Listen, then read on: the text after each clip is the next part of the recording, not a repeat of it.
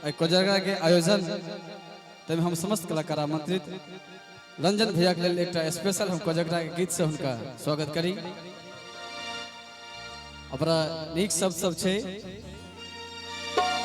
चमक रहल चकमक चन्ना सन, चमक रहल चकमक चन्ना सन पुरियो सब हकार यो। ए भैया कक्का अंगना आए कोजगरा साजल डाला भारियो, कक्का अंगना आए कोजगरा साजल डाला भारियो। चमक रहल चकमक चन्ना सन, चमक रहल चकमक चन्ना सन पुरियो सब हकारियो। कक्का अंगना आए कोजगरा साजल डाला भारियो, कक्का अंगना आए कोजगरा साजल डाला भारिया। बहुत सुंदर।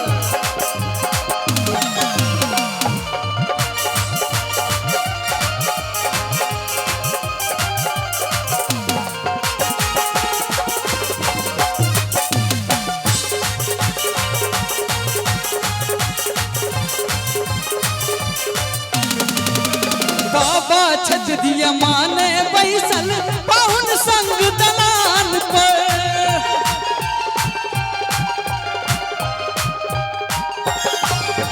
सौसे गाम में नोट पठोलन छन खुशी आसमान पर।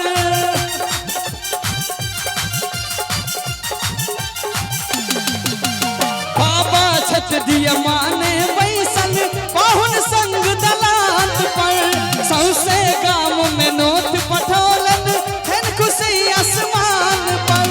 खाजा लड्डू आम गवा के, खाजा लड्डू आम गवा के लागल छै भरमार यो। हमरा जे छै मुकेश भैया संगे और चाची संगे संगे यात्रा क के दिल्ली से लिए ठाम में हमरा एसी का देते है, लेकिन हम लगातार बुखार से जूझ रहा छी। एक बार ताली यहाँ सब नहीं बजेबे, एक बार ताली बजा दियो को ना। कक्का अंगना कक्का अंगना कक्का अंगना आए कोजगरा साजल डाला भारियो, कक्का अंगना आए कोजगरा साजल डाला भारियो।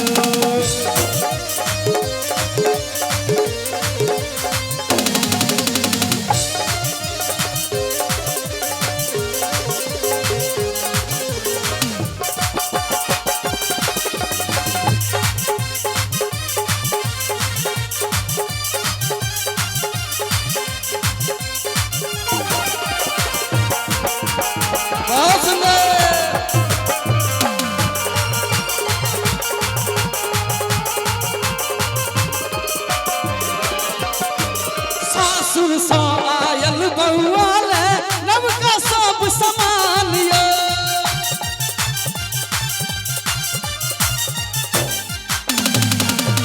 बड़का छत्ता बाटा जूता लागल लाल खराम यो।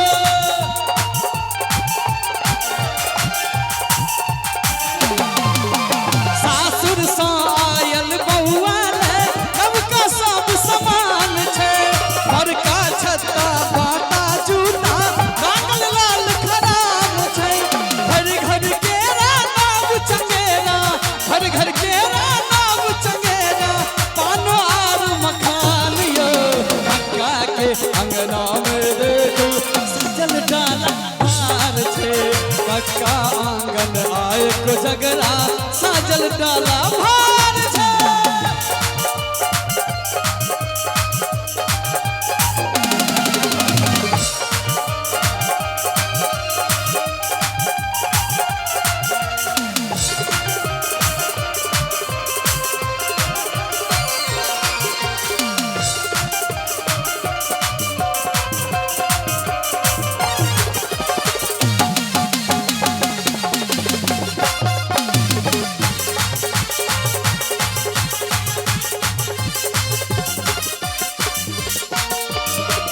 और देखिए अपना मट बन के की विशेषता है। कवि के माध्यम बड़ा सुंदर भाव से सजोते हैं। अरिपन लिखल बीच आंगन में बर के होयत चुमान छैन।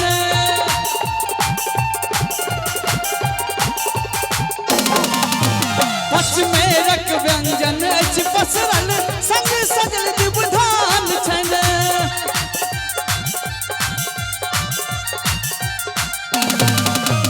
अरिपन लिखल बीच आंगन में बर के होयत चुमान छैन। पचमेरक व्यंजन अछि पसरल संग सजल दुबधान छैन। गौरिया पचीसी खेला गौरिया पचीसी खेला मैथिल विध व्यवहार यो। कक्का अंगना आए को जगरा साजल डाला भार यो। कक्का अंगना आए को जगरा साजल डाला भार यो।